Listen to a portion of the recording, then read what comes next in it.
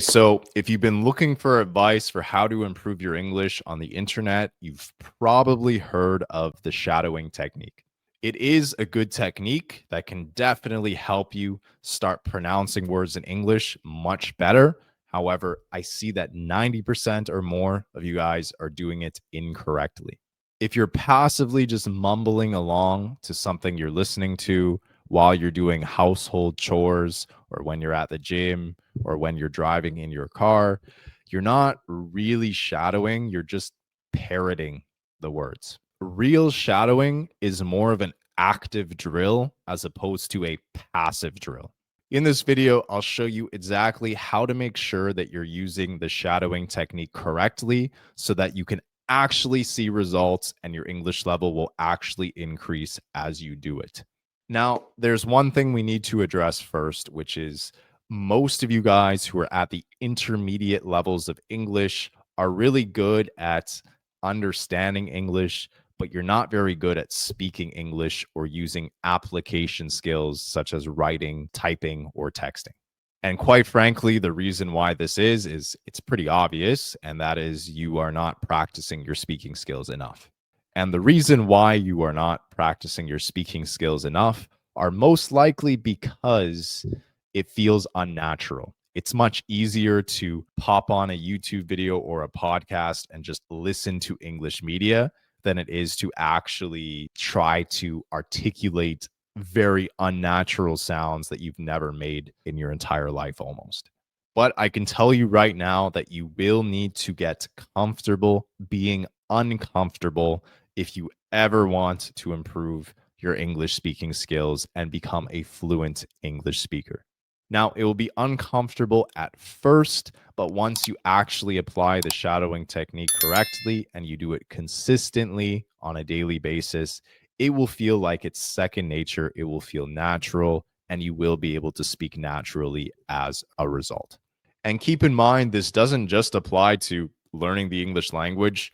Active learning, like such as active listening and actively applying these drills, really applies to any skill that you want to improve upon. You will need to actively give it your undivided attention in order to actually improve and see some results. So, I'm going to give you 3 key tips on applying this properly. And if you don't follow even one of these 3 tips, it could be the reason why you're not seeing results. And then I'm going to give you 3 very simple exercises that you can implement into the way that you use the shadowing technique today. So, now the first tip is, especially if you want to go from the intermediate levels to the advanced levels of English, you do need to understand the differences between formal, neutral, and informal English. I talked about this in much more depth in another video on my channel, but simply put, formal English, neutral English, and informal English should be used in isolated ways in some scenarios, but they should also be combined in other scenarios. The most common mistake I see is that a lot of you guys use formal English in more laid back and relaxed situations. And then some of you also use informal English in more serious and formal situations. But with enough life experience, you'll be able to use common sense and pick up on when it's appropriate to use formal versus informal versus neutral English. And as you develop your sense of humor in the English language, you'll also maybe be able to use a combination of both, which is something that a lot of native English speakers do when they're trying to be funny, for example. The second tip is no matter what your current level of English is, you need to use comprehensible input. Comprehensible meaning you need to be able to understand a certain amount of all the media that you listen to for practicing in English. This is especially applicable if you want to use the shadowing technique properly. You cannot miss this. If you understand 100% of everything that is being said on an English video that you're watching, it is likely way too easy for you. If you understand less than 50% of what is being said, it is most likely too hard for you.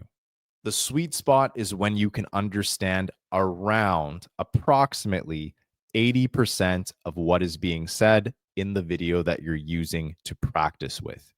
80% is the sweet spot because you don't need to constantly pause the video and Google every single word and expression that you don't understand. At that point, you could probably just guess what the other 20% of the words you're unfamiliar with mean based on the context by which they are used. So, this tip is crucial. You really need to use comprehensible inputs that is not too easy or not too hard. Ideally, you understand 80% and you make an educated guess on what the other 20% of the words and expressions mean. This is going to be a million times more time efficient way to learn English as opposed to listening to media that is way too difficult for you. And then the third tip is when you're choosing media for you to shadow to, make sure you're choosing media that is very relevant and very specific to your specific lifestyle and the things that you do on a daily basis, or the types of conversations that you will have on a daily basis. Now, we'll break down the shadowing technique into three different aspects. The first one is audit, which simply is just referring to comprehension. As you choose a video that you want to practice the shadowing technique to, you just want to listen to it first to get the flow and the rhythm of what is being said. You can listen to it first without speaking. Also, keep in mind that these videos don't need to be 1 hour long. You can do the shadowing technique with a short form video on YouTube Shorts or any other platform that is literally 30 seconds long or less. So for the video you pick, just listen to it. Just try to get the emotion, the rhythm, the flow of what they're saying, and you don't have to speak at all for the first time that you listen to it. The reason why you won't speak right away is just because it's pretty difficult to imitate something if you haven't even heard it yet. Think of it as if you are an actor or an actress who is preparing and practicing their lines for a role in a movie or a TV show that you're going to be acting in. So take your time just to get the rhythm and the flow, and this will logically lead to the next step, which is mimicking, which just involves pronunciation. For your 15-second or your 30-second clip, you're just going to want to break it down sentence by sentence and make sure that you're pronouncing your words in a close or related way to the way that the native English speaker is pronouncing their words. It's simple. But I will say I would recommend that you use videos that are actually of native English speakers communicating as opposed to other fluent English speakers who don't really speak English as a first language. Now, for this, you really want to do it sentence by sentence. So the first sentence that they say or the first thing that they say in the video, you will pause it and you will actually repeat what they just said. But you also want to repeat it exactly how they say it, not just in a monotone way. For example, in the video, if they scream, then you will also exaggerate what you're saying. In the video, if they whisper, then you will also whisper what they're saying. And this also goes without saying, but you should try to use videos of people who you want to speak like. So if you want to speak with an American accent, then you should be listening to media that is spoken by native English speakers who speak with an American accent. If you want to speak with a British accent, you should be watching videos with British people speaking British English.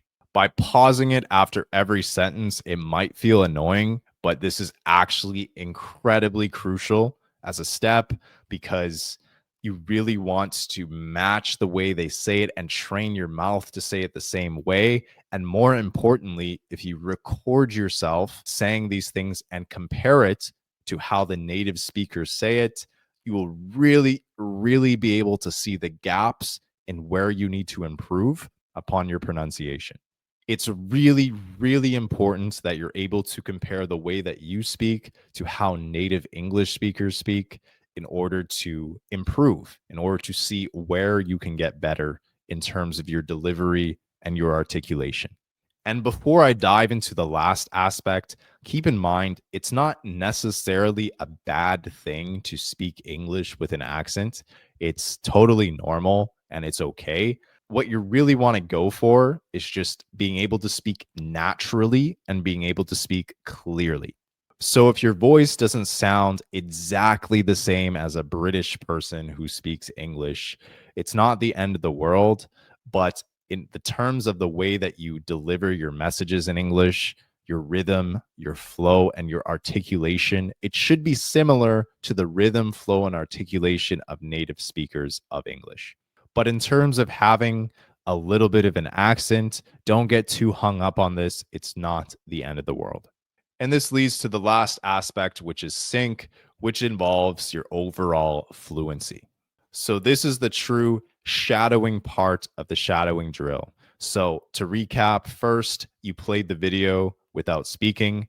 Then, you played it sentence by sentence and tried to imitate each sentence one by one. And now we're going to go into the real shadowing phase. So, you're going to play the audio again for a third time now or more, and this time you're going to speak along with them simultaneously at the same time. Now, this is really, really powerful because why this works is because you're actually keeping up with the same speed, rhythm, and flow as the native English speaker in the video. And again, even if you don't pronounce every single word perfectly or your grammar might not be 100% correct, still the fact that you're able to train your mouth to communicate with the same rhythm and the same flow and the same style of articulation as a native English speaker will go a very long way to making you a much better speaker in English. Now, if you got any value from this video at all, be sure to like the video. It'll help the YouTube algorithm spread the message to other people trying to improve their English.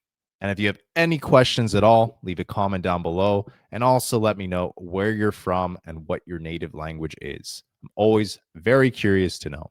And if you want to find out what your current level of English is, be sure to check out the link somewhere in the description or the pinned comment below.